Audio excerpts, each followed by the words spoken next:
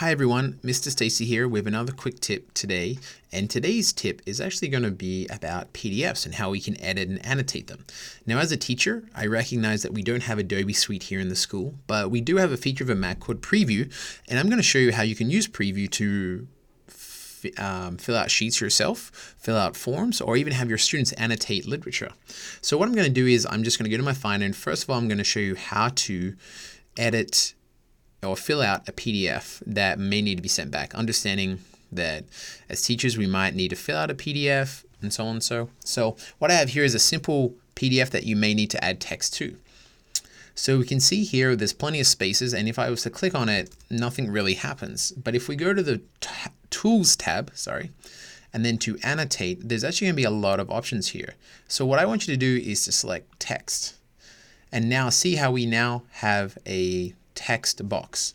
Now if we were to hover over and see a little hand, if we were to click and grab that, we can move it to wherever we want, and we can add text to it by simply texting in there and being like, this is a test.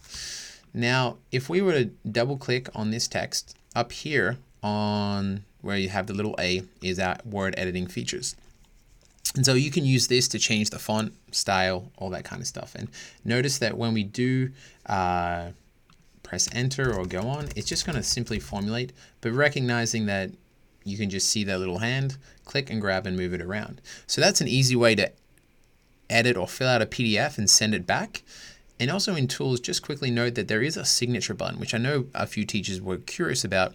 Here you can create your own signature like I have, so you can fill out documents electronically and send them back rather than having to print them out, sign them, scan them, email them, and so on. So it does take a few steps out, so keep in mind. The next part about is getting students to annotate. So I'm just going to pull up this other PDF. It's about Steve Jobs. And I'm just going to scroll down to a page which is common that you might find in any kind of class. So here we have a lot of text. And if you want your students to annotate, it's as simply as this. So we have a lot of the text. We're going to go up to Tools, Annotate, and then have an option for highlight, strike through, or underline. So if we go to highlight, and we want to put, this is the key part, by January 1978, Apple was valued as $3 million. And let go, there we go, it's now highlighted. So it's that easy. I'll show you how the strike through or underline text works. Underline, we can go just Valentine, it's going to underline it, or the strike through, as you can imagine, strikes through the middle of the text. So I can say reasonable speed and transfer it easily.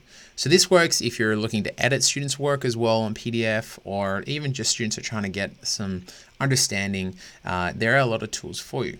In addition to this, if you do have, say, a cartoon and you want students to edit it easily, you have a little thing part here, it's called Speech Bubble. And so what that does is just creates a speech bubble, as you can imagine, and you see it's nice and white here, but we can go up here to the little options and change the colors of it all.